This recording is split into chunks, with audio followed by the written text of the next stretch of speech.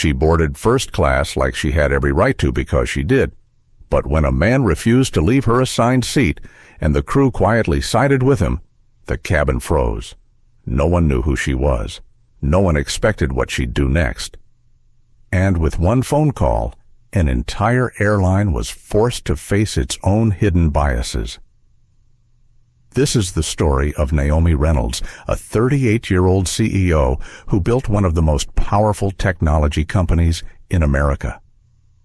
A woman who had already defied the odds, built her empire from nothing, and changed the way airlines and logistics companies operated across the world. But on a September morning, at 35,000 feet, she was asked a question no first-class ticket should carry. Do you belong here? What happens when prejudice collides with real power? What happens when the person dismissed as unworthy turns out to own the very system keeping the plane in the sky? And what price do we all pay when respect is treated as optional?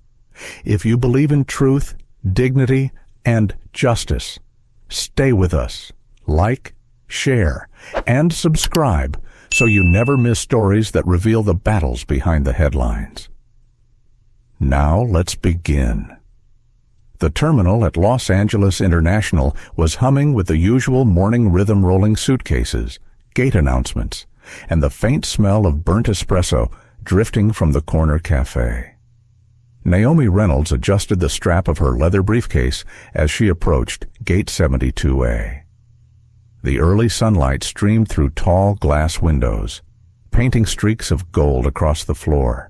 Her phone buzzed quietly with the reminder she had set for herself. Boarding begins at 9:40 a.m. Don't forget to review slide 7. Naomi exhaled slowly, centering herself. She was used to these trips, used to the controlled chaos of airports, used to being watched. At 39 years old, Naomi was the founder and CEO of NextPhase Systems, a technology firm that had grown from a single-bedroom apartment into a global leader in AI-powered logistics. This morning's flight to New York wasn't just another business trip. In less than 6 hours, she would be standing on stage at the Global Logistics Summit to announce a partnership that could reshape the industry. She had paid nearly $3,000 for her first-class ticket without blinking, knowing the privacy and space would let her prepare. She'd chosen seat 1A, the very front by the window, because it gave her both quiet and perspective. For Naomi, who had fought her way into every room where she'd ever been told she didn't belong, being at the front was more than convenience. It was symbolic. At 9:45, the gate agent called for first-class boarding. Naomi rose smoothly, straightened the lapel of her tailored gray suit, and walked forward. She caught snippets of glances, some admiring her poise, others evaluating her with that subtle calculation she had seen her whole life. Does she belong here? She offered her boarding pass with a polite smile. The scanner beeped green. The gate agent returned it with a rehearsed, "Enjoy your flight, Ms. Reynolds." Naomi nodded, stepping into the jet bridge, her heels clicking softly on the metal floor. The cabin smelled faintly of citrus and new leather. A flight attendant at the door, her blonde hair swept into a neat bun, greeted her with the kind of brightness that seemed more practiced than genuine. "Welcome aboard," she said. Her name tag read, Claire Whitman. Naomi offered a courteous smile and turned down the aisle toward the front row. Seat 1A was just a few steps away, except someone was already in it. A man in his mid-50s sat sprawled in the wide leather chair, his khaki-clad legs crossed, a newspaper stretched open as though the rest of the cabin belonged to him. His salt and pepper hair was combed neatly, and a half-empty glass of champagne rested casually on his tray table. He didn't even glance up when Naomi stopped in the aisle beside him. Naomi's first instinct was patience. Mistakes happened all the time. People misread boarding passes, sat in the wrong row, forgot their assignments. She leaned slightly forward, her voice calm but firm. "Excuse me." I believe you're in my seat. I'm assigned to 1A. The man flicked his eyes up for less than a second, irritation flashing across his expression as if she'd interrupted his private morning ritual. He looked her over quickly, then gave a dismissive chuckle. I think you've got the wrong section. Sweetheart. Coach is back there. He gestured vaguely toward the rear of the plane without even looking at his boarding pass. Naomi felt the familiar heat rise in her chest. The tone wasn't just condescending, it was loaded with the assumption she'd faced too many times before that a black woman in a business suit couldn't possibly belong in the front of the plane. She inhaled, steadying herself. Actually, this is my seat, she said evenly. She held out her boarding pass so he could see the bold print, Seat 1A, First Class. Would you mind checking your ticket?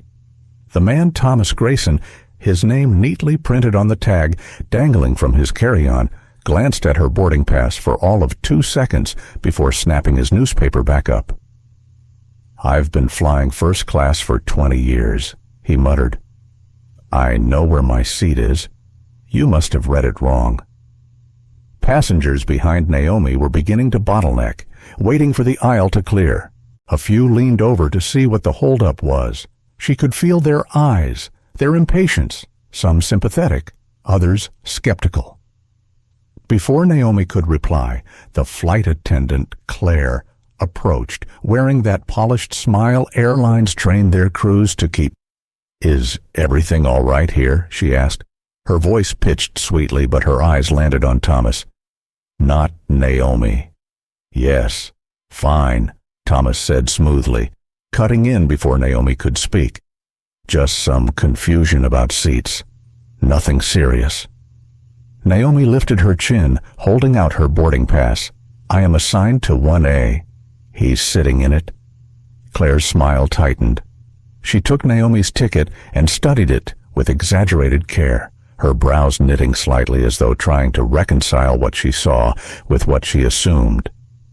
Then, finally, she turned to Thomas. Sir, may I see your boarding pass as well? Thomas passed it over with an air of irritation. Claire scanned it quickly. Her lips pressed into a thin line. It seems you're assigned to 3A, also in first class. Naomi expected Claire to ask him to move. Instead, the attendant hesitated, glancing around the cabin as though searching for another solution. Well, perhaps we can work something out, she began delicately.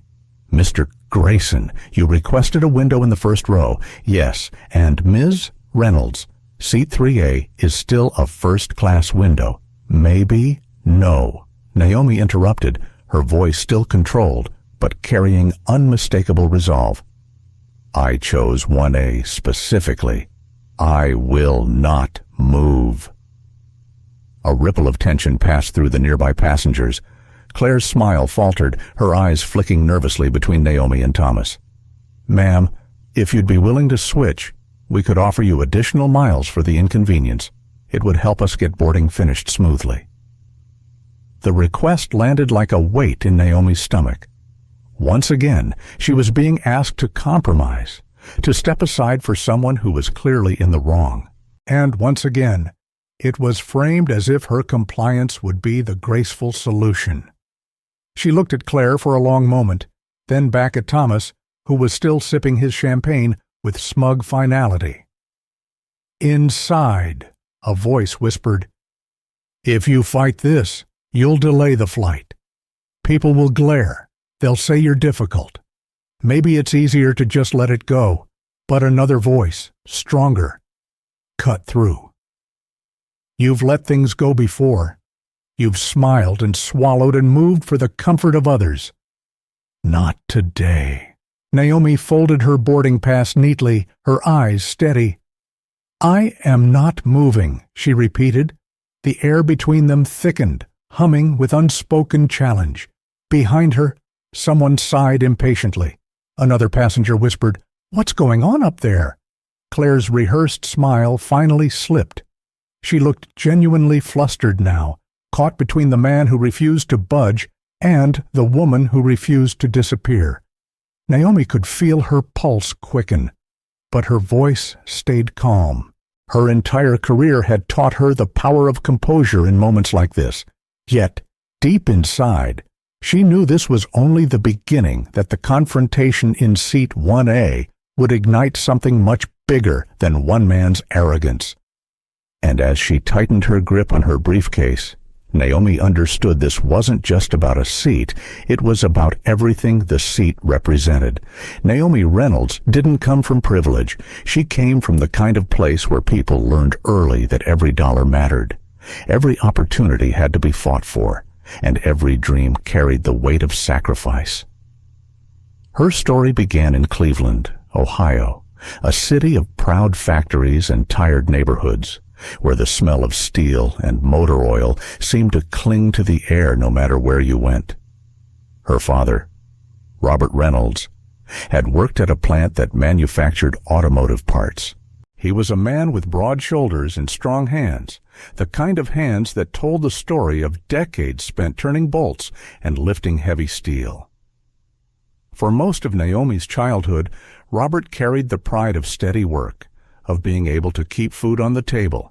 But in 2009, when the economic collapse forced the plant to close, that pride cracked.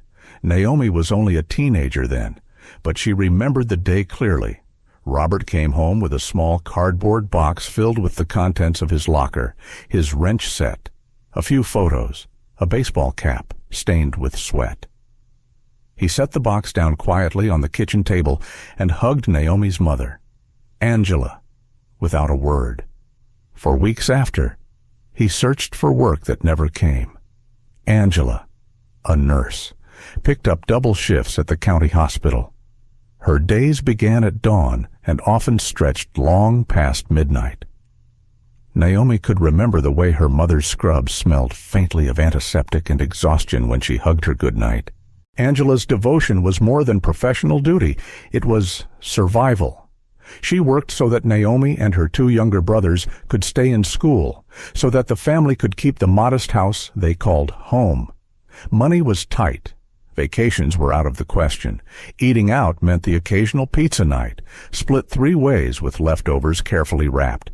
Naomi wore hand-me-downs until the fabric thinned, but her parents never once compromised on education, even when the fridge was nearly empty. Angela and Robert scraped together enough for Naomi to attend weekend coding camps at the local community center. Brains are something nobody can repossess, Robert used to say. They can take your job, they can take your house, but they can't take what's up here. He would tap his temple as he said it, and Naomi believed him. At those coding camps, Naomi discovered a world where logic and creativity met in perfect balance. She loved the way lines of code could create entire systems, how something invisible on the screen could change the way people lived and worked. By 14, she was already writing simple programs to solve math puzzles. By 16, she was competing in state math competitions, often the only black girl in the room, sometimes the only girl at all. The competitions were a battlefield of quiet prejudice. She noticed how judges seemed surprised when she answered quickly, how boys whispered to each other when she won. Once, after taking first place, a boy muttered loudly enough for her to hear, "She probably just got lucky." Naomi smiled politely, but inside, she burned. She knew luck had nothing to do with the endless nights she spent practicing problems at her desk, her mother bringing her tea at midnight, whispering encouragement to keep going. Her parents' sacrifices extended beyond money. Angela turned down opportunities to pursue advanced nursing certifications because she couldn't afford the time away from her children. Robert took odd jobs, painting houses, fixing cars in the neighborhood, while quietly battling the shame of being unable to find steady work again. Through it all, they poured every ounce of hope into Naomi. She was their oldest, their shining star, the one they believed could carry the family further than they had ever gone. Naomi carried that weight with both pride and pressure. She remembered lying awake some nights, staring at the ceiling, asking herself whether she could ever live up to their belief in her. There were moments she felt crushed by expectation. Moments when she wished she could be an ordinary teenager worrying about prom dresses or weekend parties. But she also knew that every time she thought of quitting, her mother was on a night shift keeping strangers alive. Her father was working with grease-stained hands to fix someone's car for $20. Quitting was never an option. When she was accepted into MIT with a full scholarship, her family celebrated as if they had won the lottery. Robert cried openly for the first time Naomi could remember, clutching the acceptance letter as though it were proof that every sacrifice had been worth it. Angela cooked a feast with food they couldn't afford, telling neighbors and co-workers with pride, "My daughter is going to change the world." Naomi promised herself that she would not let them down. MIT was a dream, but it was also a battlefield of a different kind. The brilliance of her peers was intimidating at first, and Naomi often felt out of place. She carried the memories of Cleveland with her, the smell of factory smoke, the long hours of her mother's shifts, the shame in her father's silence. While others seemed carefree, Naomi studied relentlessly, determined to prove she belonged. Yet the shadows of bias followed her. In study groups, classmates often directed technical questions to the men, even when Naomi had the answers. Professors sometimes praised her communication skills instead of her problem-solving abilities. During internships, recruiters asked about her fit with company culture in ways that felt like coded language. At first, Naomi tried to brush it off, but the accumulation wore her down. She found herself lying awake again, asking the same question she had as a teenager, "Will I ever be enough in their eyes one night?" after a particularly harsh project critique where her work was overshadowed by a male classmate.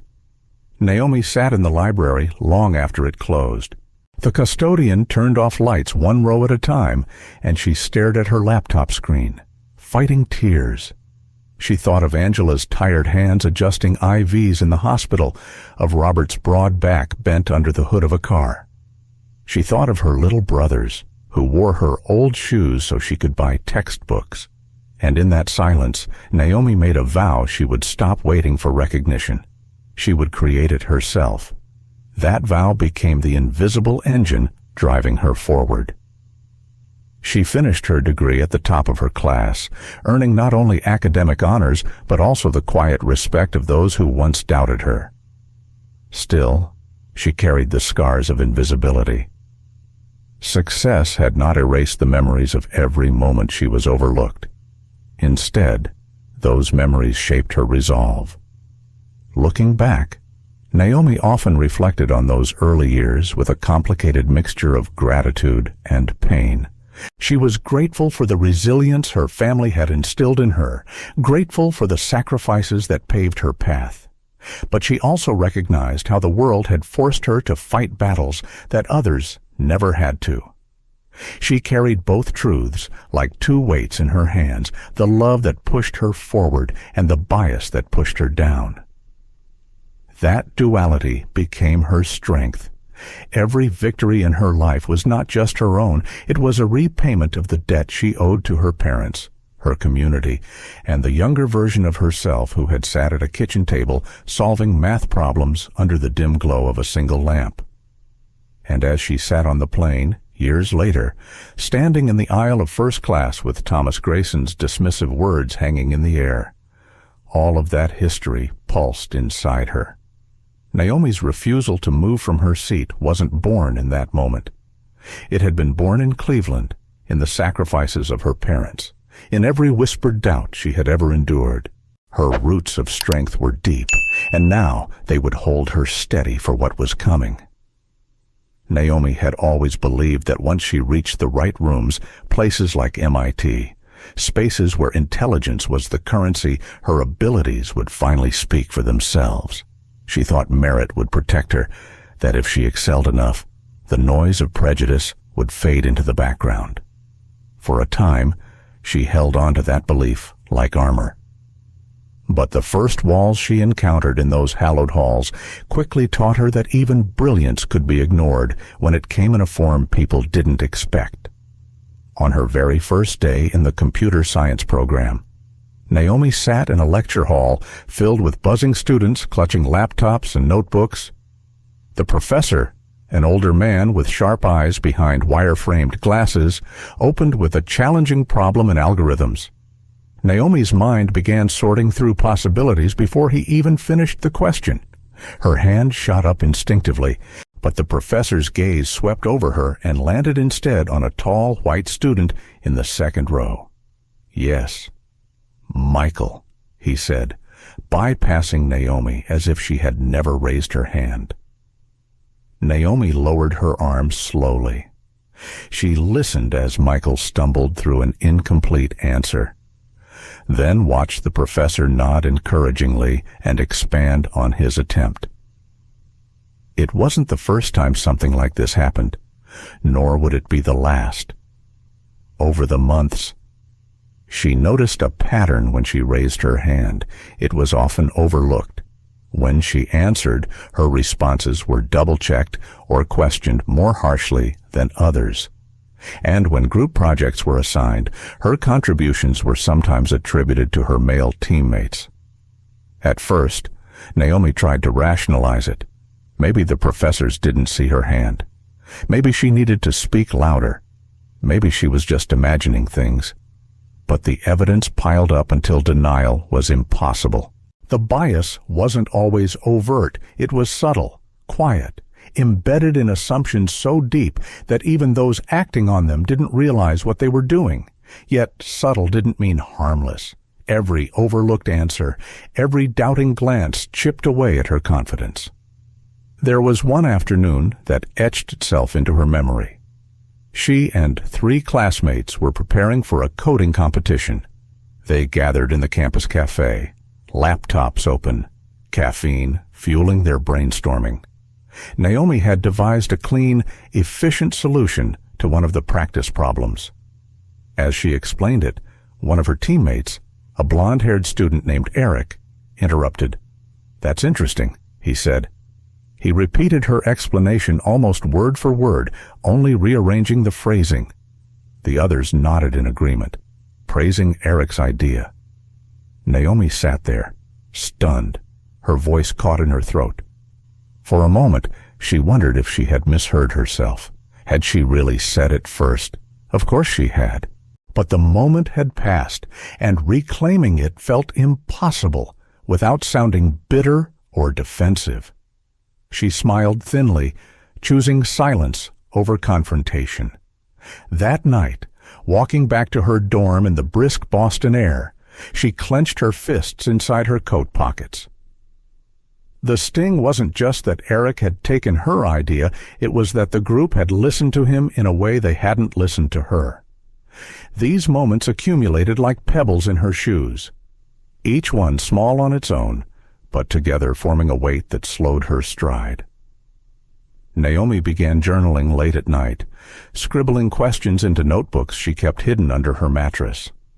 Why is my voice less believable than theirs? Why does my presence feel like an exception? What will it take for me to be seen? Despite the doubts, Naomi's drive never faltered. She spent hours in the computer lab, coding until her eyes blurred, pushing her projects beyond the required scope just to prove, if not to others, then to herself, that her mind was capable of brilliance. Her work spoke volumes, even if people sometimes refused to hear it. Her first internship at a major Boston tech firm brought new lessons in the quiet politics of belonging. During her interview, the manager asked her about her communication style and cultural fit. The phrasing was polite, but Naomi recognized the undertones. The questions weren't really about her ability to code. They were about whether a young black woman could mesh into a team dominated by men who had all attended the same prep schools. She smiled, answered diplomatically, and earned the internship anyway. But the unease lingered. In the office, She worked tirelessly on back-end systems, building a module that reduced processing time significantly. Her code was tight, efficient, elegant, but when her supervisor presented the project update to executives, her name was barely mentioned. "Our team has been working hard," he said. The credit dissolved into the collective, while Naomi sat in the back of the room, invisible. Walking home that evening, she fought conflicting emotions. Part of her was furious, wanting to demand recognition. Another part whispered caution. If you push too hard, they'll label you difficult. You'll confirm their stereotypes. She carried that inner tug-of-war for weeks, balancing between asserting herself and preserving the fragile acceptance she had earned. By her senior year, Naomi had developed a habit of scanning every room she entered. In group discussions, she anticipated interruptions. In presentations, she rehearsed answers to challenges she knew she'd face, not because her logic was weak, but because she expected it would be questioned more aggressively than others. This constant readiness was exhausting, a form of armor she wore daily. Yet even in that exhaustion, there was growth. Each wall she hit forced her to adapt. Each doubt she endured carved her resolve deeper. She learned how to remain calm when overlooked, how to redirect conversations to reclaim her ideas, how to harness the underestimation of others as fuel rather than defeat. There was one professor, Dr. Chen, who saw her clearly. He recognized her precision and often pushed her to take on advanced projects. After one particularly impressive demonstration of an optimization algorithm, he pulled her aside. "Naomi, you don't just have talent, you have vision. Don't let anyone shrink that."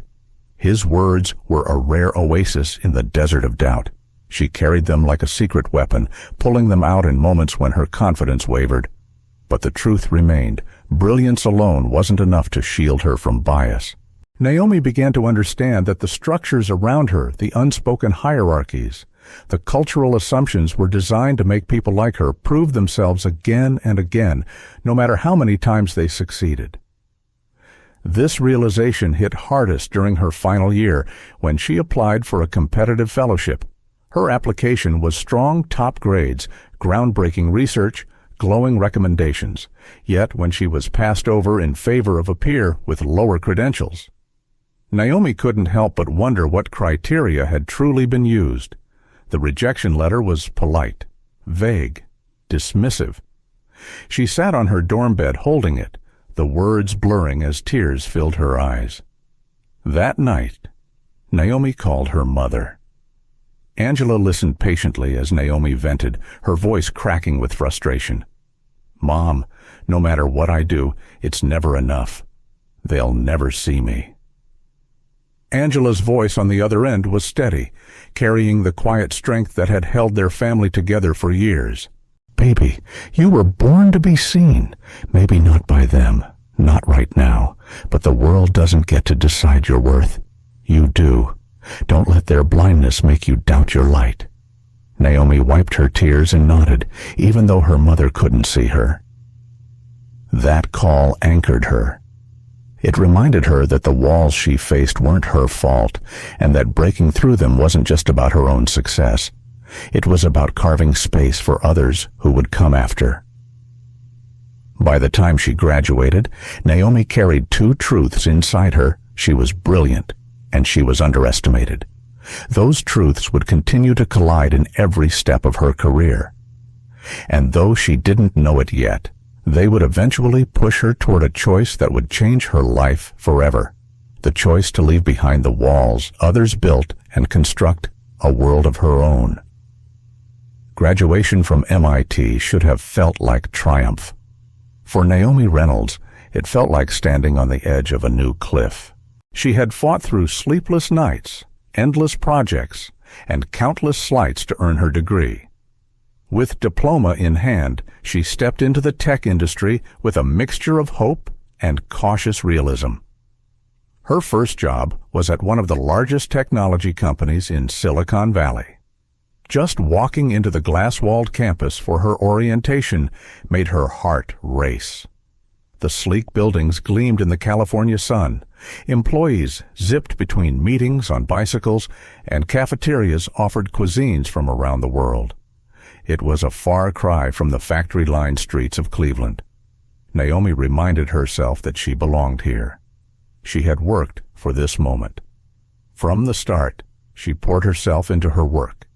Assigned to a team developing machine learning models for supply chain optimization, Naomi quickly proved she had a mind for patterns. She could look at streams of chaotic data and see possibilities others missed. Within months, she had written algorithms that predicted bottlenecks in distribution networks with uncanny accuracy. Her manager praised her in one-on-one meetings, telling her she had real leadership potential. Yet, when promotion cycles rolled around, Naomi watched colleagues with fewer accomplishments advance past her. She smiled through the announcements, clapping politely, but inside she asked herself the question that had haunted her since college. What will it take for me to be seen? The most painful incident came 2 years into her tenure. Naomi had spent months working on a predictive maintenance system for manufacturing equipment.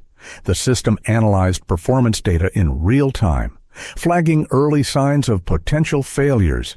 It was groundbreaking, reducing downtime and saving millions. Naomi presented her findings to her direct supervisor, a man named Colin Fraser. He nodded approvingly, asked a few clarifying questions, then told her he'd schedule a meeting with the executives. Naomi prepared meticulously for that meeting. She rehearsed her talking points, polished her slides, and imagined finally earning the recognition she deserved. But when the day arrived, Colin walked into the conference room without her. Sitting at her desk, Naomi checked the calendar invite again, convinced she had made a mistake. No, her name wasn't on it. Her stomach dropped. Hours later, she saw Colin stride out of the executive suite, smiling and shaking hands. A company-wide memo went out that afternoon celebrating Colin Fraser's innovative predictive system. Naomi read the words 3 times, her throat tight, her hands trembling above the keyboard. Her work, her late nights, her breakthroughs, her brilliance had been claimed by someone else, and the company applauded him for it. That night, Naomi stayed at her desk long after most had gone home. The office lights dimmed to half power, and the hum of the servers filled the silence. She stared at her code on the screen, her eyes burning. For years, she had swallowed small slights. She had told herself recognition would come if she just kept excelling. But this was different. This was theft dressed as leadership, and it was the line she could not ignore. She thought of her parents. She thought of Angela's long shifts and Robert's rough hands. She thought of the vow she had made in her dorm room years ago that she would create her own recognition. And sitting in that dim office, Naomi realized something powerful staying here would mean shrinking herself so others could take her light. Leaving would mean risk, uncertainty, maybe even failure, but it would also mean freedom. The decision didn't happen overnight, but once it formed in her mind, it grew impossible to ignore. Naomi began saving money aggressively, cutting unnecessary expenses, building a cushion for the leap she knew she had to take. She stayed late, not for the company's sake, but for her own, quietly developing ideas she had been sketching in notebooks since college. She envisioned a company built differently, a place where innovation was valued no matter who it came from, where bias couldn't bury brilliance, where she could design technology that truly transformed industries. She called the idea NextPhase Systems because it represented the future she believed she could create, the next phase of logistics, the next phase of equity, the next phase of her own life. When she finally handed in her resignation, Colin blinked in surprise. "You're one of our rising stars," he said smoothly, as though the betrayal had never happened. "Are you sure you want to throw this away?" Naomi looked him straight in the eye. "I'm not throwing anything away. I'm building something new. Walking out of the glass doors that final day, the California sun felt different on her skin. It wasn't just warmth, it was possibility. She had no guarantees, no investors, no safety net beyond her savings and her determination. But she had something more valuable than all of that. She had her freedom, and she had her vision. The early months of building NextPhase Systems were brutal. Naomi worked from her small apartment, the walls cluttered with whiteboards filled with equations and sketches. She coded for 18 hours a day, living on instant noodles and coffee. She sent proposal after proposal to investors, most of which were rejected with vague excuses. Some were blunt. "We're not sure a company like this can scale under your leadership." She knew what they meant. Each rejection stung, but each also fueled her. Naomi had lived her entire life proving people wrong. She wasn't about to stop now. Slowly, she built a prototype system, an AI platform that could analyze thousands of supply chain variables in real time. It was more efficient than anything on the market, and it worked. Her first breakthrough came when a small regional airline agreed to pilot the system to help reduce delays. Within months, the airline saw measurable improvements, fewer cancellations, smoother scheduling, significant cost savings. Word began to spread. Larger companies took notice. The walls that had once kept Naomi invisible began to crack under the weight of undeniable results. But those successes were still to come. In the beginning, what Naomi carried most was the sting of betrayal. It stayed with her, not as bitterness, but as clarity. She had seen, with her own eyes, how easily her brilliance could be erased under someone else's name. She had chosen not to let it happen again. That night in the office, when her code was stolen, Naomi had made a promise to herself. And promises, for Naomi Reynolds, were sacred. The day Naomi Reynolds officially registered NextPhase Systems. She sat alone at the small desk in her one-bedroom apartment. The paperwork was plain, just black text on white sheets. But to her, it felt like the blueprint of her future. She signed her name slowly, deliberately, as if each letter carved a path forward. The apartment doubled as her office. Whiteboards leaned against the walls, covered in sketches of algorithms and network diagrams. Stacks of sticky notes formed a chaotic mosaic across her kitchen cabinets. Her laptop was her most valuable possession, and the hum of its fan filled the silence late into the night. Those early months were fueled less by funding and more by grit. Naomi lived off her savings, cutting every expense she could. She canceled subscriptions, sold her car, and relied on public transit. Her dinners were often instant noodles or peanut butter sandwiches. While her peers posted photos of vacations and promotions at established companies, Naomi's world shrank to the glow of her screen and the endless pursuit of possibility. Rejections piled up. She pitched to investors who listened politely before saying things like, "We're not sure the logistics market is ready for AI solutions," or "It's an interesting idea, but do you think you have the right background to lead this?" The subtext wasn't lost on her. They questioned her not because of her code, but because of who she was. Some meetings stung more than others. She remembered one investor who leaned back in his chair, smirking as he said, "You seem very passionate, Naomi." But running a scalable tech company is different from writing good code.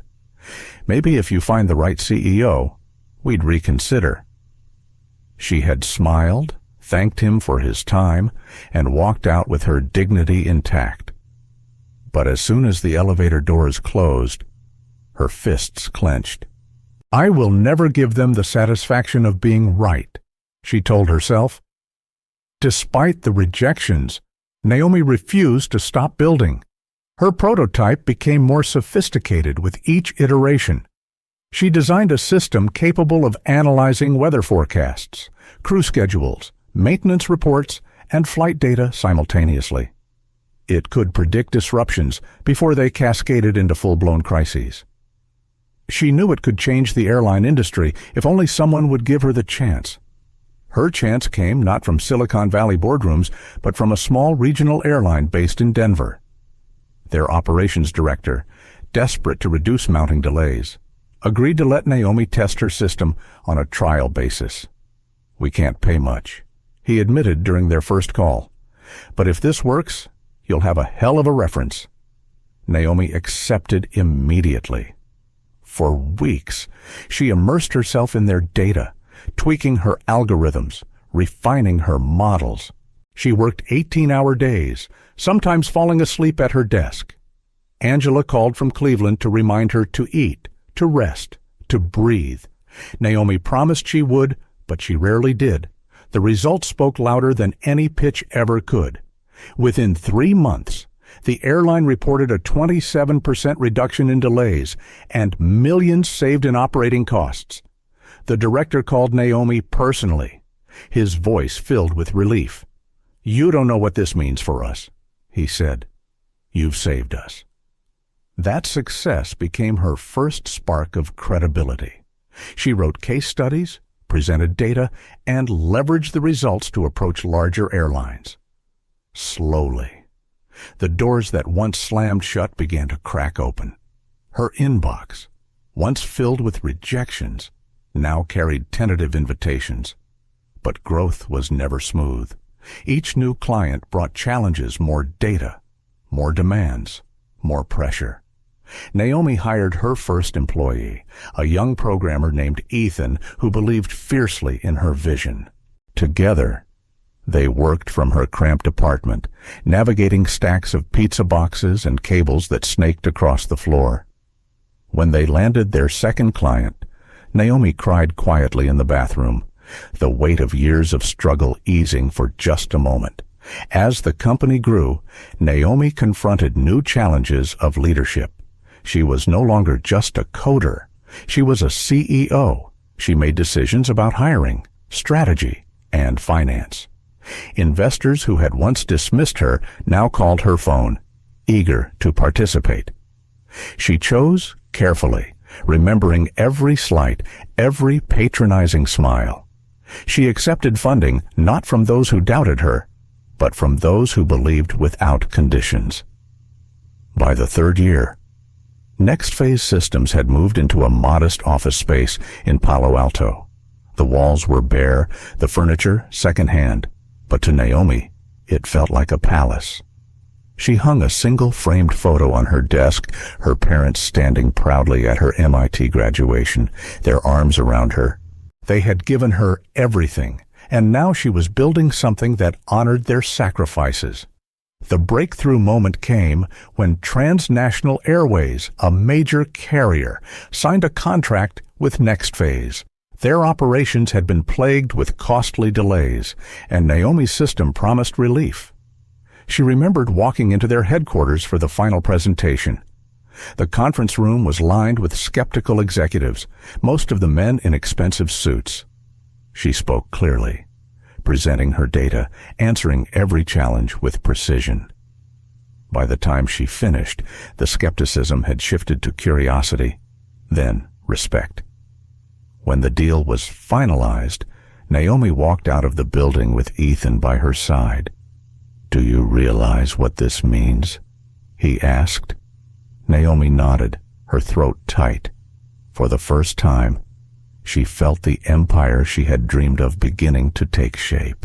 Within 6 months of implementation, Transnational reported a 34% reduction in delays and an 18% cut in cancellations. The industry noticed. Articles began circulating about the small startup redefining airline logistics. Naomi's name appeared in trade publications. Invitations to conferences followed, but success brought new scrutiny. Some dismissed her achievements as luck, others whispered that she had backing from unseen benefactors. Naomi ignored them. She had no time for whispers. Every day was a battle to scale the system, to refine the algorithms, to prove that her success was not a fluke. Her team expanded from 2 to 10, then 20. The office buzzed with energy. Ethan often joked that Naomi was more machine than human, capable of working endless hours without slowing down. But those closest to her knew the truth. She carried exhaustion like a hidden wound. Late at night, when the office was empty, Naomi would sit alone, staring at the glowing skyline, and wonder if she could keep going. She thought often of her father. Robert had once told her that building something real required calluses on the hands, on the heart, on the soul. Naomi understood that now. Each rejection, each sleepless night, each quiet doubt had hardened her, but not in a way that closed her off. It had forged her into something resilient. By the 5th year, NextPhase Systems had secured contracts with shipping companies, manufacturers, and global airlines. Revenue soared. Investors who had once questioned her background now boasted of their association with her company. Naomi, ever composed, never forgot who had believed and who had doubted. Yet even in the glow of success, she never lost sight of the roots that had shaped her. She carried her parents' sacrifices with her into every meeting. She remembered the nights of ramen noodles and rejections, and she knew, with quiet certainty, that her empire was not just about business. It was about rewriting the story, her story, and the story of everyone who had ever been underestimated.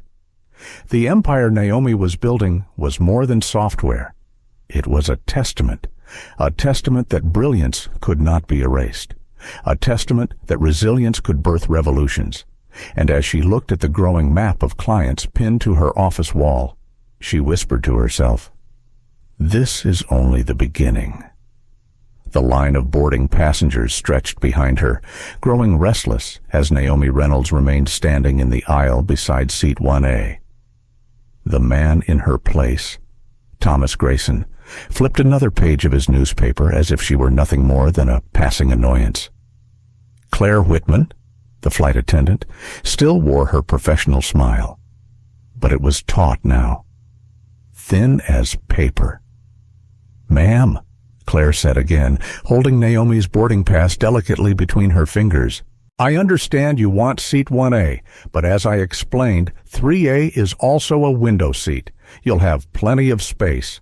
We'd be happy to credit your account with additional miles for the inconvenience." The word inconvenience lodged itself in Naomi's chest like a splinter. An inconvenience. That's what they called it when someone else's entitlement forced her to defend a place she had already earned. She could feel the gaze of the passengers waiting to pass. Some shifted impatiently, others craned their necks to catch the drama unfolding. Naomi took her boarding pass back from Claire, folded it neatly, and slipped it into her briefcase. Her voice was calm, but there was steel beneath it. "I am not moving. This is my assigned seat. I paid for it. I chose it. I need it." Claire's polished smile flickered. She glanced toward Thomas, whose lips curled into a smirk as he leaned back in the seat. "I told you," he muttered, his tone dripping with self-assurance. "I've flown this route for decades. I always sit in the first row. Status matters." Naomi turned her gaze on him. "Status doesn't change seat numbers," she replied. The firmness of her tone drew a soft murmur from a few passengers nearby. One man whispered, "She's right," while another sighed loudly as if wishing the whole dispute would vanish so the plane could take off. Inside, Naomi's pulse raced. Her rational side screamed at her to let it go, to slide quietly into seat 3A, to preserve her peace. But another voice, the one that had carried her through years of slights and dismissals, rose louder. "If you give in now, you're not just giving up a seat, you're giving them permission to decide again that you don't belong." Claire tried again, her voice tinged with impatience. "Ms. Reynolds, please understand, our priority is to keep the boarding process smooth. If you could cooperate, we'll make sure you're compensated fairly." Naomi felt her jaw tighten. She wanted to laugh at the irony. fair compensation for being asked to accept less than what she had earned. How many times had she heard that in different forms during her internships, her corporate years, her countless investor meetings? Always asked to step aside, to wait, to accept scraps instead of the seat she had worked for. Her mind darted to her mother, Angela, walking hospital corridors with aching feet, never once complaining about the shifts she carried. She thought of her father, Robert, bent under the hood of a neighbor's car, grease under his nails as he fought to keep their family afloat. They hadn't sacrificed so much so that Naomi could bow her head when a man like Thomas Grayson decided his comfort mattered more than her dignity. "No," Naomi said again, steady as a stone. "I am not moving." The firmness in her tone drew attention. The murmurs grew. A woman in the row behind leaned forward, curiosity shining in her eyes. A young man in business attire shook his head, muttering, "Unbelievable." Naomi wasn't sure if his disbelief was directed at her or at the situation, but either way, she felt the weight of being judged by strangers. Thomas lowered his newspaper and addressed her directly for the first time since she had spoken. His voice was smooth, condescending, the kind of tone men like him had perfected through years of being told they belonged everywhere. "Look, sweetheart, I don't know how you got your ticket, but maybe you should just take the miles and let this go. You don't want to make a scene." The word sweetheart dripped with dismissal. Naomi's cheeks grew hot, but she held his gaze. "I don't want to make a scene either," she replied evenly. "I want the seat I paid for." Claire's patience cracked. Her voice hardened, though she kept her smile fixed. "Ms. Reynolds, please, you're holding up the line. Step aside so we can continue boarding." There it was, again the request that she make herself smaller for the convenience of others. Naomi's stomach churned. She hated conflict. She had always preferred to let her work, her results, her brilliance speak for her. But brilliance was invisible here. The only thing that mattered in this moment was whether she had the strength to refuse. The passengers behind her shuffled impatiently. One man muttered, "Some people just like drama." Naomi swallowed, her throat tight. She wanted to scream that this wasn't drama, it was dignity. But screaming would only confirm their stereotypes. Instead, she stood still, gripping the handle of her briefcase until her knuckles ached. Inside her mind, two worlds collided. The practical Naomi told her to sit down in 3A, get the flight over with, focus on the summit waiting for her in New York. But the other Naomi, the one born in Cleveland, raised on sacrifice, hardened by betrayal, whispered insistently, "This is bigger than you. Stand your ground." She thought of the empire she had built, the companies she had helped, the contracts signed because of her vision. She thought of the young women who looked at her and saw possibility. If she yielded now, what message would she be sending? That it was acceptable to step aside when dismissed, even when you were right. That comfort was worth more than principle. Naomi lifted her chin. "I'm not moving," she repeated, her voice calm but final. The aisle had stopped moving altogether. Every passenger could feel the tension. Some watched with sympathy, others with annoyance, but all knew something unusual was unfolding. Claire pressed her lips together and whispered into her communication device, clearly seeking guidance from the crew. Thomas exhaled dramatically, closing his newspaper with a snap. "This is ridiculous," he said, raising his voice so others could hear. "I'm a platinum member. I have priority seating. This woman is causing a scene over a seat she doesn't deserve." The words hung in the air. Naomi felt them like a blow, not because they were true, but because they carried the weight of every unspoken bias she had battled all her life. She didn't deserve it. That was always the subtext, wasn't it? That she didn't deserve the room she entered, the titles she earned, the respect she commanded. Her breath caught in her throat. For a moment, she felt the pull of exhaustion, the temptation to sit down in 3A and let the whispers fade. But then she pictured her mother again, smiling through fatigue, and her father, still proud despite everything he had lost. She pictured the young Naomi sitting at her kitchen table in Cleveland, solving math problems by the light of a single lamp. That girl had dreamed of a life where she belonged without question. Naomi wasn't about to betray her. The cabin was quiet now, the kind of quiet that crackles with anticipation. Claire glanced toward the other attendants, uncertainty in her eyes. Thomas sat stiffly in Naomi's seat, arms crossed, daring her to back down. And Naomi stood rooted in place, her decision clear. Whatever came next, she would not be moved. The air inside the cabin seemed to grow heavier with every passing second. Naomi could hear the muted shuffling of passengers, still boarding, the clicking of overhead bins, the muffled coughs of people trying not to stare too openly. Yet all of it faded against the sound of her own heartbeat, steady but insistent, echoing in her ears. Claire Whitman stood just a few feet away, her practiced flight attendant smile cracking under the strain. She tapped the comm device clipped discreetly at her waist, speaking softly into it while keeping her eyes on Naomi. Yes. Situation at 1A. Passenger dispute. Requesting guidance. Thomas Grayson sat back in the seat that was not his, legs stretched wide, as though staking a claim not just to leather upholstery, but to the idea of belonging. He leaned forward now, lowering his voice just enough to make it clear he was speaking to Naomi, but loud enough for those nearby to hear.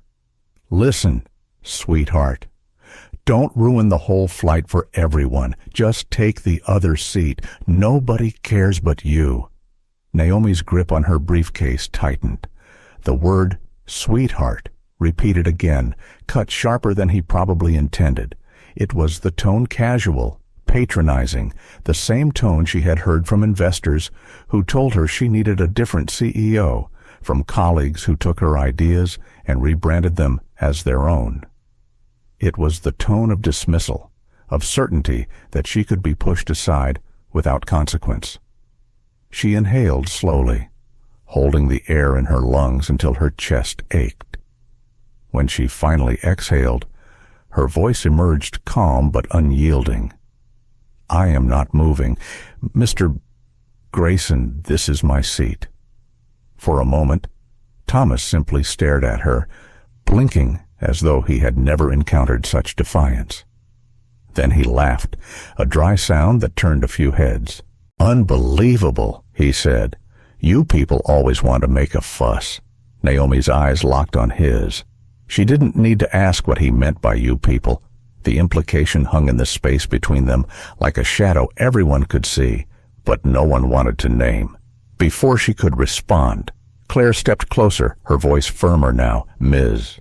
Reynolds, please, for the sake of everyone boarding, could you just take seat 3A? It's still first class. We'll compensate you for the trouble. Naomi's jaw tightened. This wasn't a negotiation. This wasn't a simple mix-up. It was a test she had taken too many times before. Each time, the world asked her to bend for someone else's comfort. Each time, she had to decide whether peace was worth the erosion of her dignity. Would you be asking him to move if the situation were reversed? Naomi asked, her voice low but cutting. Claire froze, caught in the directness of the question. Her lips parted, but no words came. The silence was answer enough. Behind Naomi, a line of passengers grew. Some shifted impatiently, others whispered. A middle-aged woman murmured to her husband, "It's just a seat. Why doesn't she sit down?" Another voice answered quietly, "Because it's not just a seat." The tension pressed in from all sides. Naomi felt it in her skin, her muscles, the air in her lungs. Her rational self whispered urgently, "You're drawing too much attention. The flight is going to be delayed. People are getting restless. You'll miss your summit presentation." But her deeper self, the one forged in Cleveland and tempered in Silicon Valley, rose louder. "If you surrender now, you'll regret it every time you walk into another room. You'll hear his voice, sweetheart. You people, and you'll know you chose silence when you could have stood firm." Thomas shifted, clearly growing bolder with the crew's hesitance. He leaned back with exaggerated comfort, lifted his glass of champagne, and said, "Ma'am, this is getting embarrassing. For you." Naomi's chest tightened, but she did not look away. She had faced down dismissive professors, investors with smirks, executives who stole her work. She had built an empire from rejection. And now, here, in this narrow aisle at 35,000 feet waiting to happen. She realized that this moment was no different. She set her briefcase gently on the floor and reached inside. Her fingers brushed over the familiar weight of her phone. She hesitated for only a heartbeat. She didn't like pulling rank. She didn't like revealing power just to demand what she was already owed. But sometimes, power was the only language people understood. Her voice was steady as she said, "Excuse me for a moment," and stepped just enough out of the aisle to dial. The passengers nearby grew even quieter, curious, sensing a shift. When the line connected, Naomi's tone changed. It was still calm, but beneath it pulsed authority. "This is Naomi Reynolds, CEO of NextPhase Systems. I need to be connected with someone in your executive office immediately. It concerns an incident on Flight 237. Claire's head whipped around at the mention of CEO. Thomas frowned, lowering his glass, the smugness faltering just slightly. The surrounding passengers leaned in, pretending not to listen but unable to ignore the words. Naomi paced slowly in the narrow space, explaining crisply, each sentence deliberate. She mentioned contract numbers, technology platforms, the very systems NextPhase had designed that were now embedded in multiple airlines' operations. She never raised her voice. She didn't need to. Her authority carried in every syllable. "I want to be clear," she said into the phone, her voice cool as glass. "I am not calling to complain about service. I am calling because this incident reflects assumptions and biases that, if left unaddressed, will damage business relationships worth millions of dollars." Claire's face drained of color. Thomas shifted uncomfortably in the seat he had so confidently claimed. The nearby passengers exchanged glances, whispering in surprise. One man muttered, "Wait, she runs NextPhase. Isn't that the company with transnational?" The call lasted less than 3 minutes, but when Naomi ended it, she did so with a quiet finality. She slipped her phone back into her briefcase, lifted her chin, and returned her gaze to Claire and Thomas. The balance in the cabin had shifted. Everyone could feel it. Claire's device buzzed almost immediately, an urgent message lighting up her screen. She read it quickly, her eyes widening, then darting toward Naomi with something new in them, not skepticism, not dismissal, but recognition.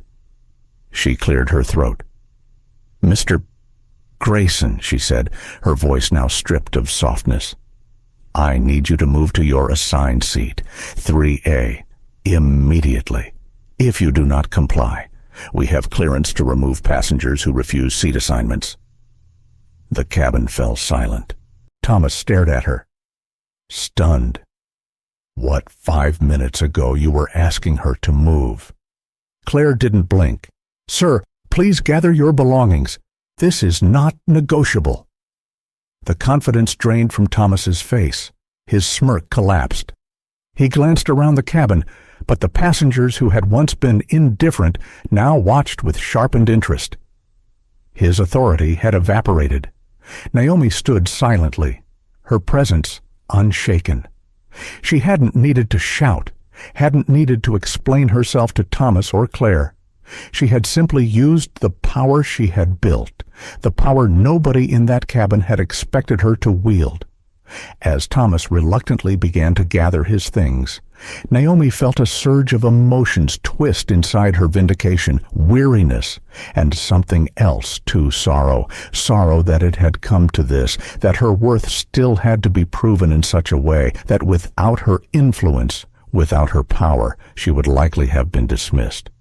But she also felt clarity. For years, she had been told to step aside, to compromise, to accept less. Here, now, she had drawn a line, and she knew the line would hold. Thomas finally stood, muttering curses under his breath as he moved toward row 3. The passengers shifted to let him pass, some with disapproval, others with quiet satisfaction. Claire avoided Naomi's eyes as she adjusted the seatbelt in 1A, her hands trembling slightly. Naomi placed her briefcase on the floor and slid into her rightful seat. The leather was cool against her skin, but the victory was warm. She buckled her belt, opened her laptop, and exhaled. The breaking point had passed. The silence that followed was heavy, but it was hers. While the cabin of Flight 237 slowly adjusted back to order, the echo of Naomi's phone call was already moving like a ripple through the upper floors of the airline's headquarters. At 30,000 feet, minutes felt like hours, but in the executive wing of a gleaming Atlanta skyscraper, Naomi's voice had landed with the force of a thunderclap. Daniel Brooks, Delta's chief technology officer, had been in a strategy meeting when his assistant slipped him a note urgent call from Naomi Reynolds, NextPhase Systems. The name made him sit straighter. He excused himself without hesitation and stepped into a private conference room. He knew Naomi well, not personally, but through the work her company had done. NextPhase had saved Delta nearly $100 million in operating costs since their systems had been integrated. Crew scheduling, predictive maintenance, weather disruption analysis, all of it was powered by the intelligence her team had built. To Daniel, Naomi wasn't just another vendor. She was a strategic partner. Losing her would be unthinkable. "Naomi," he said as soon as he was connected, his tone clipped but respectful. "I hear there's a situation on Flight 237. Tell me what's happening." Naomi's voice came through the line steady and cool, the way only someone accustomed to high-stakes negotiations could manage. "Daniel, I'm dealing with a passenger who refuses to vacate my assigned seat." The crew hesitated to enforce policy and asked me to move instead. "I want you to understand I'm not raising this as a personal inconvenience. I'm raising it because it's symptomatic of assumptions and biases that undermine your brand, and, by extension, our partnership." Daniel felt the back of his neck grow hot. He scribbled quick notes: seat dispute, crew misjudgment, optics. He didn't need Naomi to spell it out further. If word of this incident reached social media, especially involving a black female CEO whose technology powered much of the airline's backbone, the damage would be exponential. "I'm deeply sorry you're experiencing this," Daniel said quickly. "Give me 5 minutes. I'll take care of it." Back on the plane, Naomi returned to her seat, her posture composed, her face unreadable. But inside, her chest still pulsed with adrenaline. She had revealed more of herself than she liked to in public. Her preference had always been to let her work speak, not her titles. But sometimes the weight of silence had to be broken by the weight of power. Claire Whitman busied herself down the aisle, her cheeks pale, her fingers trembling as she checked seat belts. She kept her eyes lowered whenever she passed Naomi's row. The passengers, however, couldn't stop looking. A murmur spread like wildfire. People whispered across armrests. "Did you hear that she runs NextPhase?" "What's NextPhase?" "It's that company that does airline AI. I read about them in Forbes. Wait, she's that Naomi Reynolds. In row 12, Sofia Alvarez, a freelance journalist with an instinct for stories, pulled out her phone and typed quickly into the Notes app. She had been half asleep when boarding began, but the dispute had roused her attention. She had watched Naomi stand her ground, heard the tone of her phone call, seen the shift in the crew's behavior. Something in her gut told her this wasn't just an ordinary passenger complaint. This was a story about power, who had it, who didn't, and how quickly it could change the rules in a single cabin. Meanwhile, Thomas Grayson sat in 3A, his face a mask of red frustration. He adjusted his collar, tapped his fingers against the armrest, and refused to look forward at Naomi. He had expected to win, the way men like him usually did, with stubbornness and entitlement. Instead, he had been forced into retreat, and the humiliation clung to him like static. 5 minutes later, as Daniel Brooks had promised, the ripple of authority reached the crew.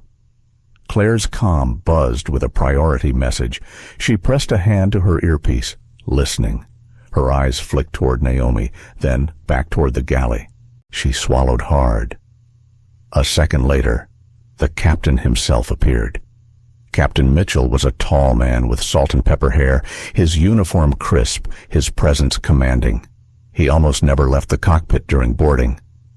The sight of him moving down the aisle silenced the low murmur of passengers. He stopped at Naomi's row, his expression serious but respectful. "Ms. Reynolds," he said, his voice carrying clearly. "I want to personally apologize for the way this situation has been handled. You were absolutely in the right. We've been instructed to ensure you're comfortable before this aircraft departs." The cabin fell utterly still. The captain's words confirmed what many passengers had already suspected, that Naomi was not just another traveler. She was someone whose influence reached the highest levels of the airline. Naomi inclined her head slightly, her expression composed. "Thank you, Captain. My concern is less about my own comfort and more about the assumptions that led to this. I hope this becomes a learning moment for your crew." Captain Mitchell nodded. "Understood. It will be addressed." He glanced briefly toward Claire, whose face flushed crimson, then excused himself back toward the cockpit. The whispers reignited, louder this time. Passengers exchanged wide-eyed glances. Sofia Alvarez typed faster. Thomas Grayson shifted again in his seat, his earlier smugness replaced by something sour resentment, confusion, perhaps even fear. Naomi opened her laptop, her fingers moving steadily across the keyboard as though nothing had happened. But inside, her thoughts churned. She had drawn a line, and the world had shifted to acknowledge it. Yet a part of her couldn't shake the sorrow that it had required her influence to make the obvious undeniable. How many others had been asked to step aside without recourse?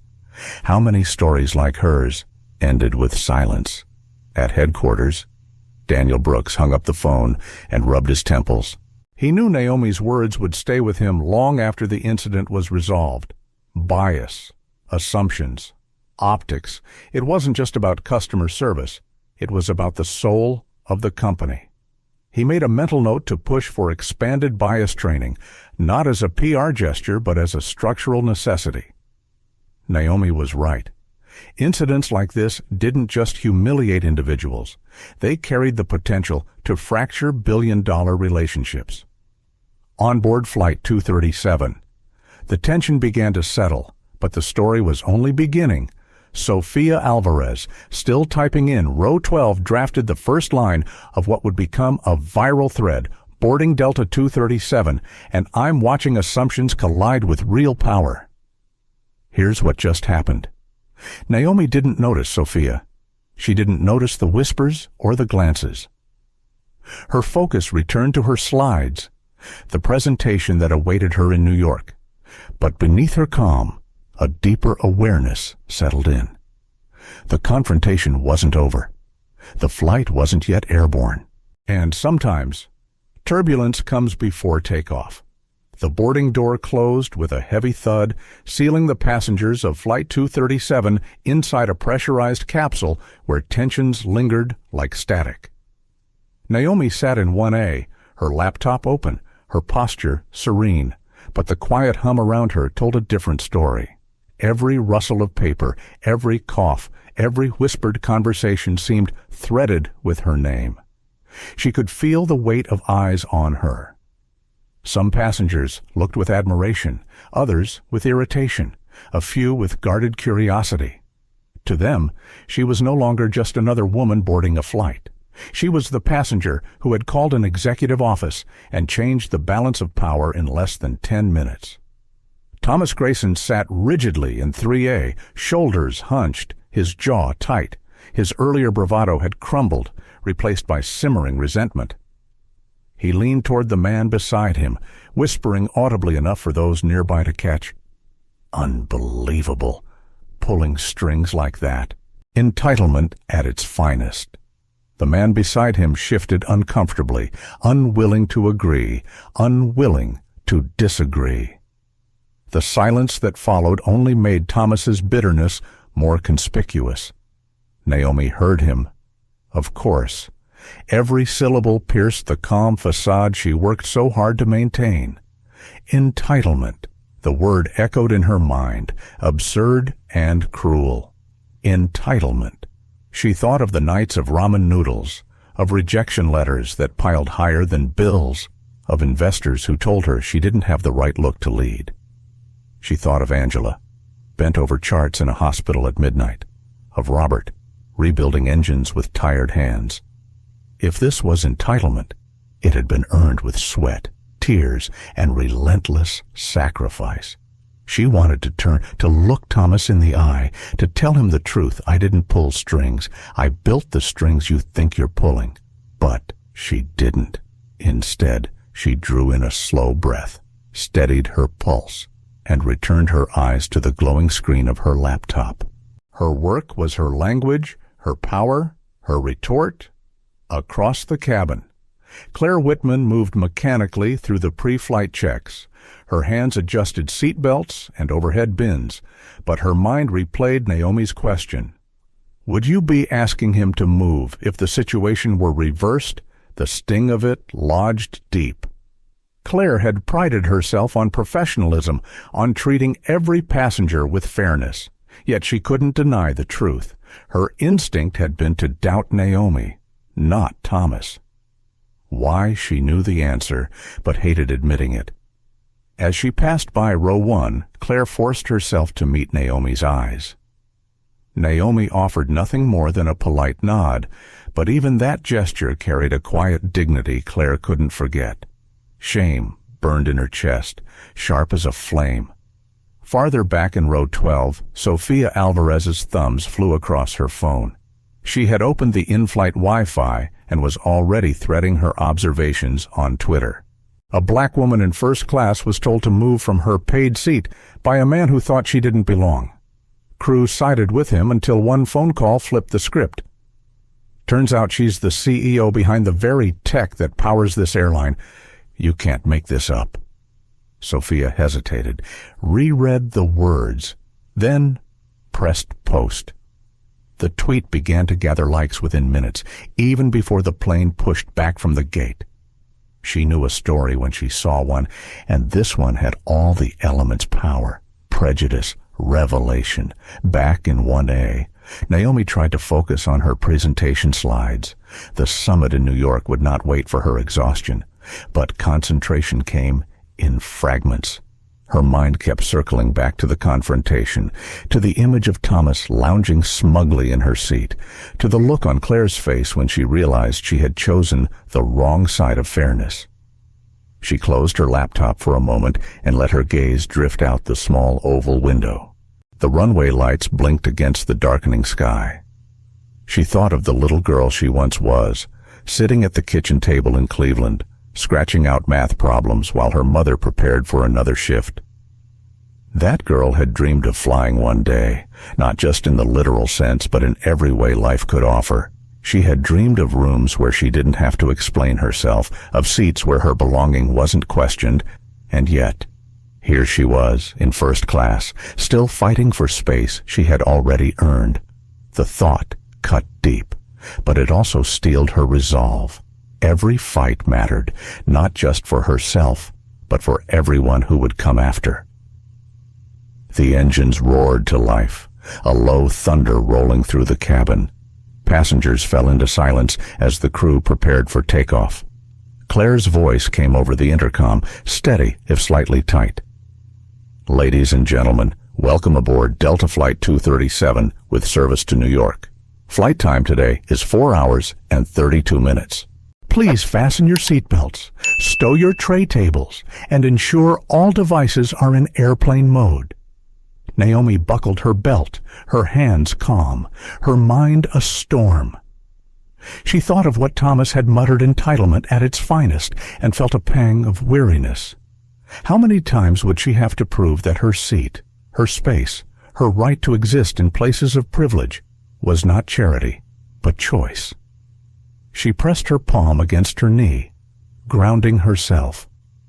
The plane lifted from the runway, engines pressing them back into their seats. Naomi closed her eyes briefly as the vibrations coursed through the cabin. When she opened them again, she caught a glimpse of Thomas craning his neck slightly, glancing at her before quickly looking away. His face was taut, his lips pursed, but behind the bitterness she saw something else, unease, perhaps even fear. It struck her then what he had lost wasn't just a seat. He had lost the unspoken assurance that his entitlement would always be honored. And for people like Thomas, that loss was unbearable. As the seatbelt sign dinged off, murmurs resumed. A man across the aisle leaned toward his wife.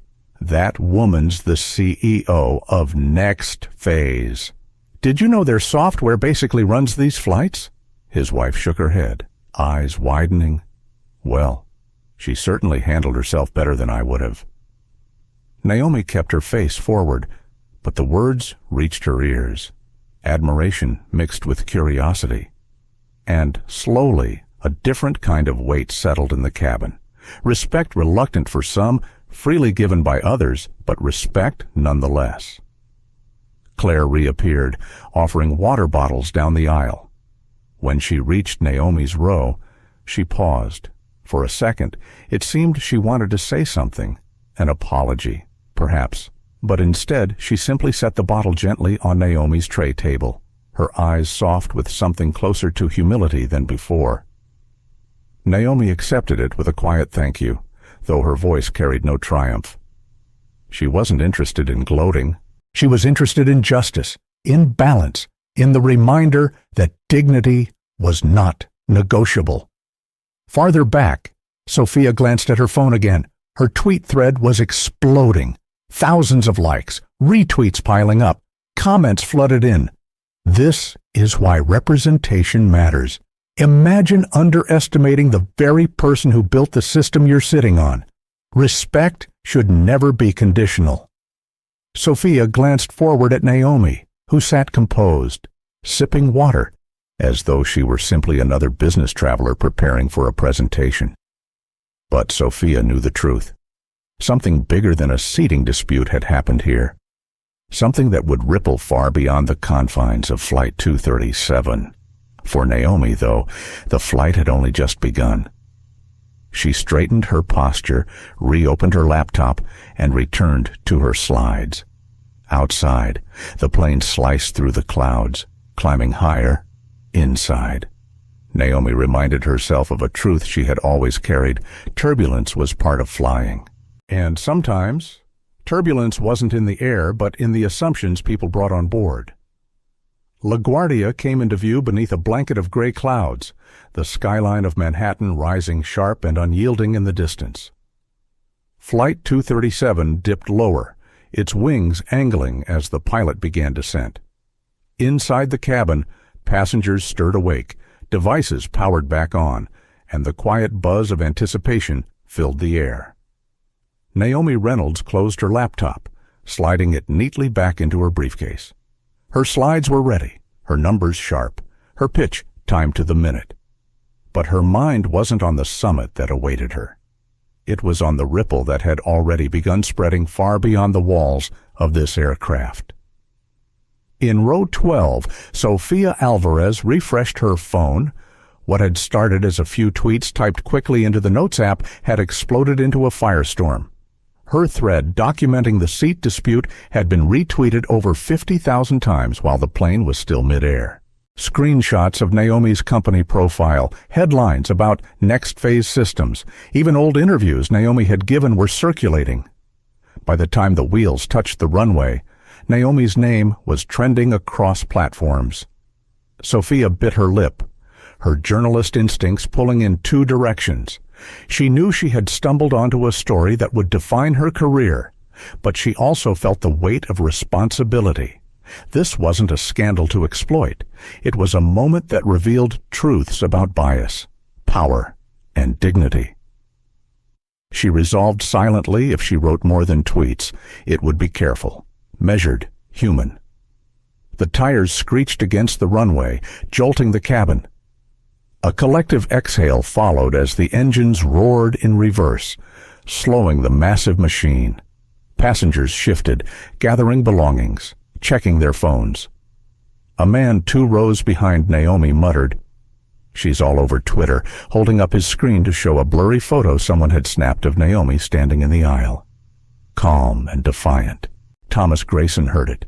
His face darkened, jaw clenching so tight a vein pulsed in his temple. He pulled out his phone, scrolled through the trending thread, and cursed under his breath.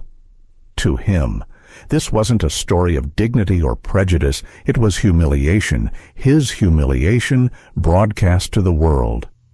He closed his eyes, leaned back, and tried to vanish into the seat. Claire Whitman, strapped in jump seat for landing, stared blankly at the floor. The captain's apology. Naomi's calm defiance. The viral storm blooming on social media, it replayed over and over in her mind. She thought of her training, of the emphasis on smooth boarding, of the unspoken assumptions she'd made in the heat of the moment. Shame curled in her chest. She had wanted to avoid conflict, but in doing so, she had revealed her own biases. Now the world would see it too. The aircraft taxied slowly toward the gate, announcements humming overhead. Naomi sat still, her face composed, though inside her thoughts tangled. She knew about viral storms. She'd seen executives lose careers over poorly handled incidents, brands tumble from grace in hours. She also knew what power looked like when wielded in public, and though she hadn't sought it, she had just wielded hers.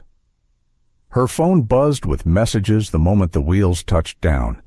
Notifications flooded the screen, calls from colleagues, texts from friends, unread emails from reporters.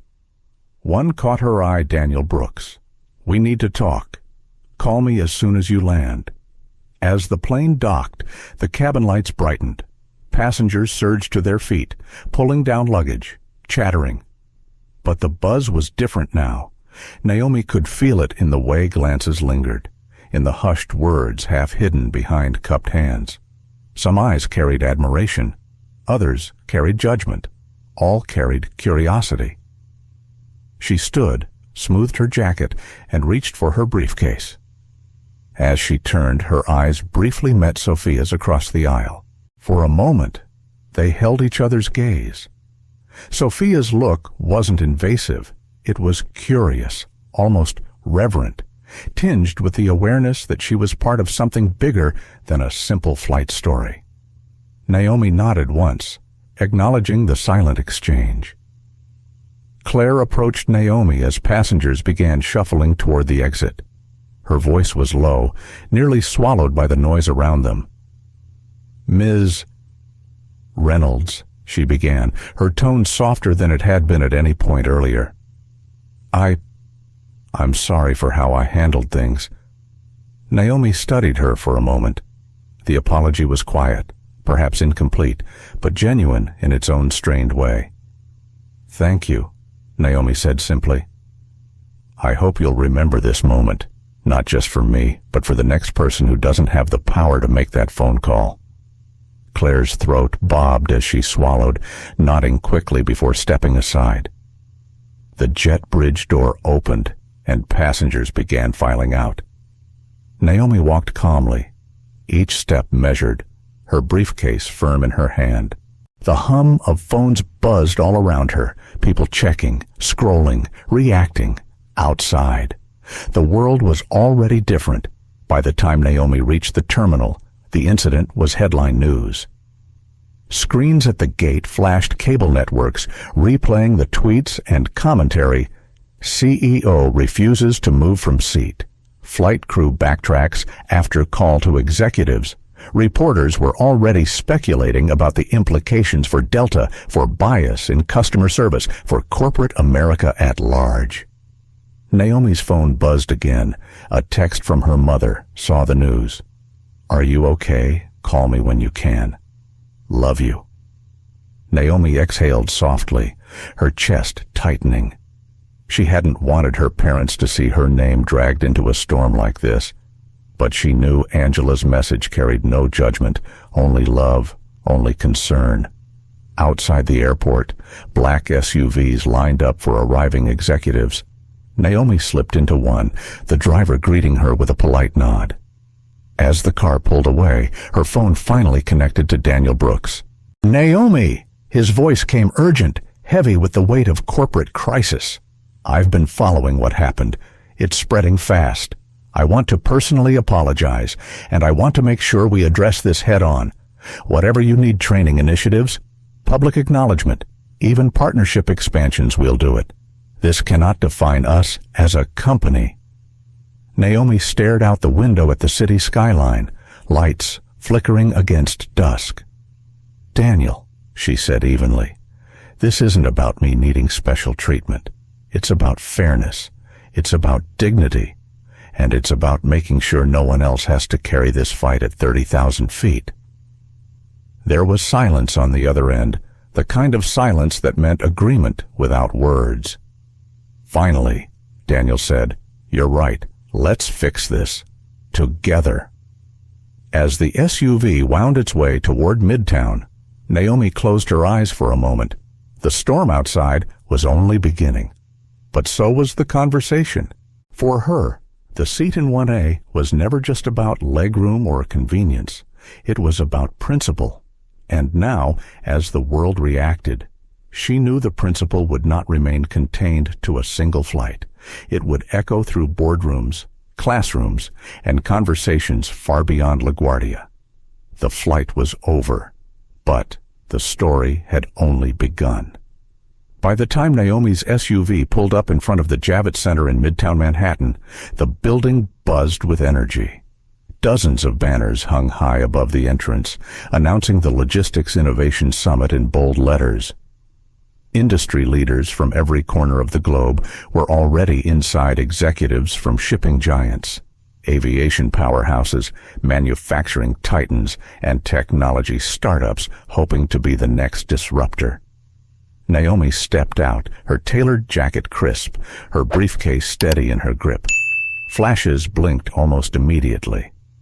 A cluster of reporters had gathered near the entrance, tipped off by social media about her arrival. Microphones angled toward her, questions overlapping. "Ms. Reynolds, can you comment on the incident aboard Flight 237? Do you believe this was racial bias? Has Delta contacted you directly?" Naomi didn't break stride.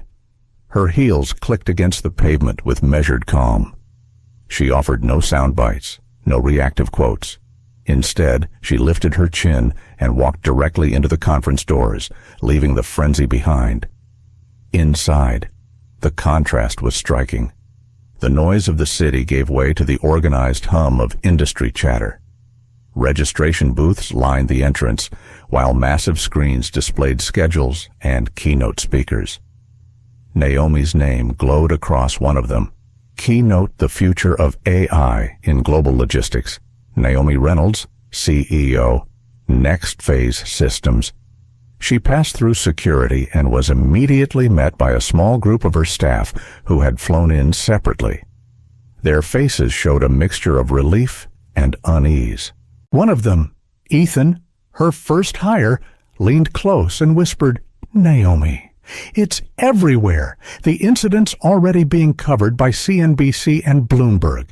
They're calling it a turning point moment for bias in corporate travel." Naomi gave a small nod.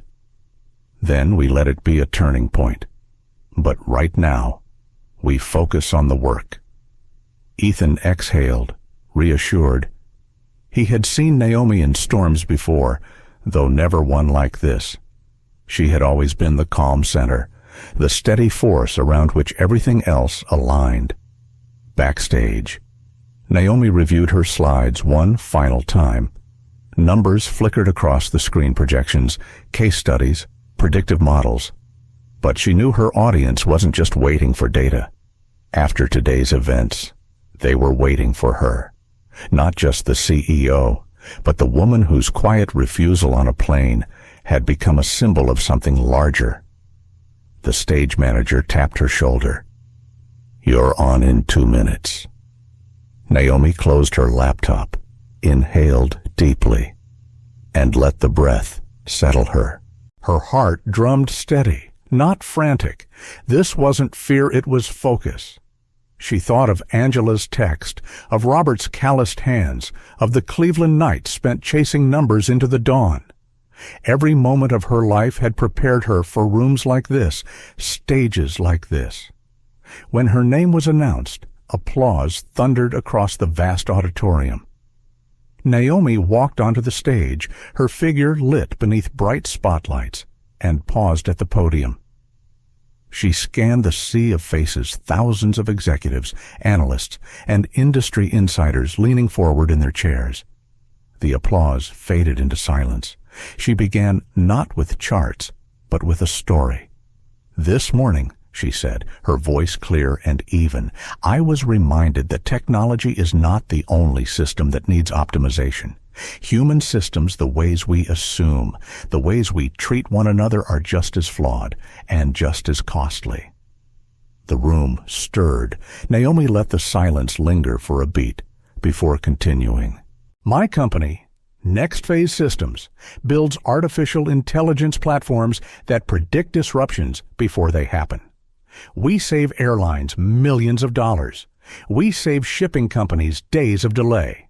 We save manufacturers entire production cycles. But today I want you to understand efficiency is not only about machines, it's about people. The cost of bias, of assumption, of dismissal, it's higher than any delay a storm could cause." The words rang through the hall, and Naomi saw heads nodding across the audience. Some scribbled notes furiously. Others simply watched, rapt. Then she transitioned seamlessly into the data, into the predictive models, into the real substance of her work. For 45 minutes, Naomi painted a vision of logistics, transformed supply chains, made resilient, routes optimized for sustainability, delays predicted and prevented with near-perfect accuracy. Her slides glowed with evidence reductions in cost, increases in efficiency, partnerships with the biggest names in industry. When she revealed the new contract, an exclusive partnership with FedEx valued at $300 million, the auditorium erupted in applause. Naomi stood steady, letting the sound wash over her. She had delivered what she came here to deliver. But the true weight of the keynote came in her closing words. "We build systems to move goods across the world. But if those systems ignore the dignity of the people they serve, then they fail. Technology cannot erase bias, but leadership can refuse to accept it. My hope is that we don't just build better logistics. We build a better way of treating one another, because efficiency without respect is meaningless." The applause this time was different. It wasn't just admiration for a business achievement. It was acknowledgement of something deeper, something human. Naomi felt it in her chest, a resonance that vibrated through the hall. When she stepped off stage, her team was waiting. Ethan's eyes shone. "Naomi, you didn't just give a keynote, You gave a manifesto. She allowed herself the faintest smile. It was the truth, and the truth doesn't stay silent. But as she walked back to the green room, her phone buzzed again. News alerts, opinion columns, clips from the summit already being shared online. One headline flashed across the screen: Naomi Reynolds from first-class seat to first-class leadership. Another read, The Woman Who Wouldn't Move. How a Flight Incident Became a Business Reckoning. Naomi exhaled. The spotlight was bright, brighter than she wanted. She had always preferred her work to lead the conversation, but now the world wanted her voice, her story, her stance. In the quiet of the backstage hallway, she pressed her palm lightly against the wall, grounding herself. This was not the life she had envisioned as a young coder in Cleveland, but it was the life she had built, piece by piece, seat by seat.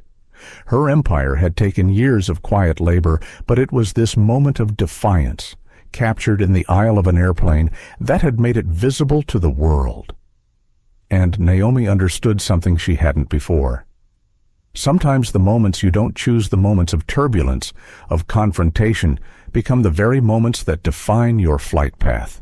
The day after Naomi's keynote, headlines blanketed the media. Morning news shows replayed the story on loop, not just as a business success, but as a cultural reckoning. Images of Naomi at the summit podium were paired with shaky cell phone clips from passengers on Flight 237. Her refusal to move, her calm phone call, the captain's apology, it had all been captured and retold. CNBC ran the banner, Naomi Reynolds standing ground at 30,000 feet. The New York Times headline read, Bias in the Aisle, How One CEO's Flight Changed the Conversation. Social media hashtags surged, Iwag She Belongs. Flight 237. Naomi Reynolds, Naomi, sitting in her Manhattan hotel suite, scrolled briefly through the avalanche of coverage. She felt the strange dissonance of seeing herself transformed into a symbol. To the world, she was now the CEO who wouldn't move. To her, she was still the girl from Cleveland who had worked late nights over textbooks, who had built algorithms in the glow of a cheap desk lamp. Her phone rang again. Angela, her mother. Naomi answered quickly. Baby, Angela said, her voice warm but worried. We saw everything. Your father's been watching the news all morning. He's proud, but are you all right? Naomi leaned back against the couch, closing her eyes. I'm fine, Mom. Just tired. It's been a lot. Angela's tone softened. You shouldn't have had to make that call. Naomi, but you did, and maybe now the world will think twice before it asks the wrong person to step aside. Naomi smiled faintly. Maybe. She knew her mother was right. The story wasn't just about her. It was about every passenger who didn't have the leverage of a CEO title, every person who had been asked to shrink themselves for someone else's comfort. Across the country, Delta's executive office scrambled into action. Daniel Brooks pushed for immediate measures, mandatory unconscious bias training, stricter enforcement of seating policies, and a public acknowledgement of Naomi's role as a key partner. Within 48 hours, Delta released a statement. We deeply regret the incident on Flight 237. Every passenger deserves to be treated with respect and dignity, without assumption or bias. We are implementing comprehensive training and system upgrades in partnership with NextPhase Systems to ensure fairness in every customer interaction. It was corporate language, carefully polished, but beneath it was a real shift. Naomi knew it because Daniel had called her personally again. We're not doing this as PR, he had insisted. We're doing it because you're right. If bias costs dignity, it costs business too. Meanwhile, Thomas Grayson vanished into silence. He issued no statement, gave no interviews. For him, the humiliation was enough. Former colleagues whispered that he had canceled upcoming trips, worried about recognition. Naomi didn't celebrate his discomfort. She didn't need to. The truth was punishment enough. Claire Whitman, the flight attendant, carried the incident differently. She replayed it at night, the moment Naomi asked if she would have acted the same if roles were reversed. Claire realized she wouldn't have. That realization sat heavy. When her airline scheduled the new training, she was the first to sign up. Privately, she told colleagues, "That passenger taught me more in one sentence than years of training ever did." Sophia Alvarez, the journalist whose thread had gone viral, expanded her tweets into a full-feature article. She titled it, "The Seat That Sparked a Storm." In it, she described not just the conflict, but the context, the power imbalance, the quiet dignity with which Naomi had handled herself, the symbolism of a woman who had built the very systems powering the airline being told she didn't belong. The article spread as widely as her thread, cementing Naomi's story as both news and parable. For Naomi, life didn't slow. The FedEx contract solidified, new partnerships flooded in, and NextPhase Systems' valuation climbed higher. Investors praised her resilience, activists praised her courage, students wrote her letters, some told her she had inspired them to enter tech, others simply said thank you for standing, so they could imagine standing too. Yet amid the success, Naomi remained grounded. She still worked the long hours, still carried her briefcase like a shield, still sought refuge in quiet moments with her parents when the world became too loud. She knew she had become a symbol, but she refused to let that symbol erase her humanity. 6 months later, Naomi boarded another flight, this time to London, to announce NextPhase's European expansion. She settled into seat 1A again, but the experience was markedly different. The crew greeted her with professionalism, passengers offered polite nods, and no one questioned her presence. The training had begun to shift culture, subtle but visible. As the plane climbed, Naomi gazed out the window at the fading lights of New York.